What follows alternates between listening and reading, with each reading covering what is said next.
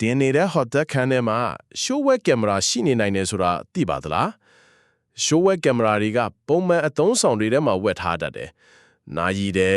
USB ချာဂျာတယ်မီးကောင်းအိမ်နဲ့မှန်တယ်အဝက်ချိတ်တဲ့အထိပါအထူးသဖြင့် hotel Airbnb အငှားကန်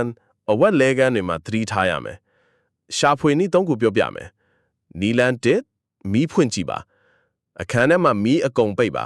ပြီးရင်ဖုန်း flashlight နဲ့တန်တရားရှိတဲ့နေရာတွေကိုလှမ်းကြည့်ပါ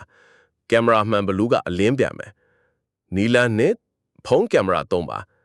ဖုန်းကင်မရာဖွင့်ပြီးအခန်းကိုလှည့်ကြည့်ပါ IR ကင်မရာဆိုရင်ဖုန်းမှာအဖြူရောင်အလင်းလေးပေါ်လာမယ်နီလန်3ထူးဆန်းတဲ့အပေါက်လေးတွေရှာပါပုံမှန်မဟုတ်တဲ့အပေါက်လေးမှန်ဘလူးလေးရှိလားသေချာကြည့်ပါဒါတွေကိုလည်းစစ်ဆေးပါအထူးသတိထားရမယ့်နေရာတွေရေချိုခန်း shower head mirror tower rack အိတ်ခန်း clock smoke detector TV phone charger အဝတ်လက်ခန်း hook vent light bulb အာမခံချက်ရှိတဲ့နေရာမှာပဲနေပါတန်တရားရှိရင်အဲ့ဒီနေရာကနေထွက်သွားပါဒီလိုနေစဉ် ID ဘ ഹു တုတတွေသိချင် IT man ကို follow လုပ်ထားပါ